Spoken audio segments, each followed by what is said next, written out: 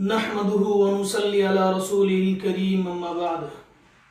میرے عزیز دوستو، ہر سال 14 فروری کو دنیا کے مختلف حصوں بالخصوص مغربی ممالک میں ویلنٹائن ڈے منایا جاتا ہے۔ اس موقع پر ہر طرح کے تحائف کا تبادلہ ہوتا ہے۔ یہ سب کچھ نصرانی پادری ویلنٹائن کی یاد میں منایا جا رہا ہے، جس کے نام سے اس دن کو موسوم کیا گیا۔ اب آئیے اس حوالے سے قدیم رومن زمانے سے لے کر وکٹورین دور تک نظر ڈالتے ہیں۔ ایک داستان یہ ہے کہ 3 صدی عیسوی میں جب رومن بادشاہ کلاڈیوس کو جنگ کے لیے پریشانی ہوئی تو اس نے اس کی وجوہات معلوم کی، تو اسے بتایا گیا کہ شادی شدہ افراد اپنے اہل و عیال کو چھوڑ کر، یعنی اپنے بال بچوں اور گھر بار کو چھوڑ کر جانا پسند نہیں کر رہے ہیں، تو اس نے شادی پر پابندی لگا دی۔ اب اس کے بعد ویلنٹائن پادری نے نہ صرف یہ کہ بادشاہ کے حکم کی خلاف ورزی کرتے ہوئے بادشاہ کے حکم نامے کے خلاف ورزی کرتے ہوئے خفیہ طور پر شادی کی، بلکہ اپنے ساتھ کچھ لوگوں کی بھی شادی کروائی۔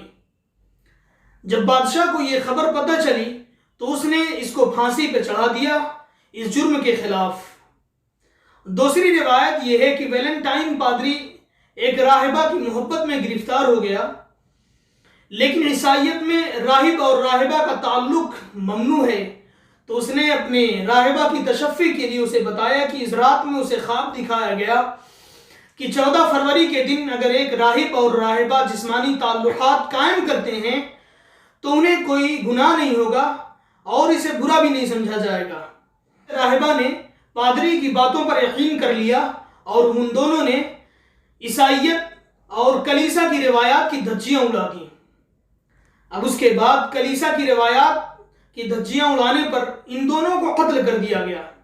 کچھ عرصے کے بعد چند لوگوں نے انہیں محبت کا شہید جان کر عقیدت کا اظہار کیا اور ان کی یاد میں یہ دن منانا شروع کیا۔ اب آئیے ہم اور آپ دیکھتے ہیں اسلامی نقطہ نظر سے کہ یہ دن اور یہ تہوار سیلیبریٹ کرنا کیسا ہے اور اس کا منانا شرعی نقطہ نظر سے کیسا ہے۔ تو میں آپ کو سب سے پہلی بات یہ بتلا دوں کہ اسلام میں اسلامی نقطہ نظر سے غیر محرم مرد اور عورت کا آپس میں ملنا اور ایک دوسرے کو تحفے اور تحائف دینا یہ شرعاً ممنوع ہے، کسی بھی طریقے سے اس کی اجازت نہیں ہے۔ اور دوسری بات، اللہ کے رسول علیہ السلام نے یہ فرمایا کہ جو شخص کسی دوسری قوم کی مشابہت اختیار کرے گا تو وہ اسی میں سے ہوگا، اسی میں سے شمار کیا جائے گا۔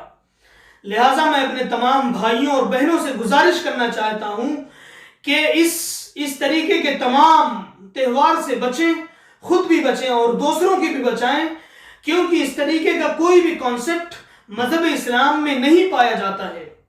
اللہ تعالی ہمیں عمل کی توفیق عطا فرمائے۔ یہ صرف اور صرف سراسر محبت کے نام پر لوگوں کو دھوکہ دینا اور فریب میں مبتلا کرنا ہے، صرف اور صرف گناہ کے راستے پر لانا ہے۔ تو میں اپنے تمام بھائیوں اور بہنوں سے یہ کہنا چاہتا ہوں کہ مکمل اس کا بائیکاٹ کریں اور اپنے بھائیوں کو بھی بتلائیں کہ اس طریقے پر چلنا گویا دوسری قوم کی مشابہت اختیار کرنا ہے۔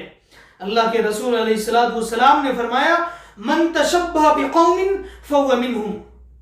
وآخر دعوانا الحمد للہ رب العالمین، والسلام علیکم ورحمۃ اللہ وبرکاتہ۔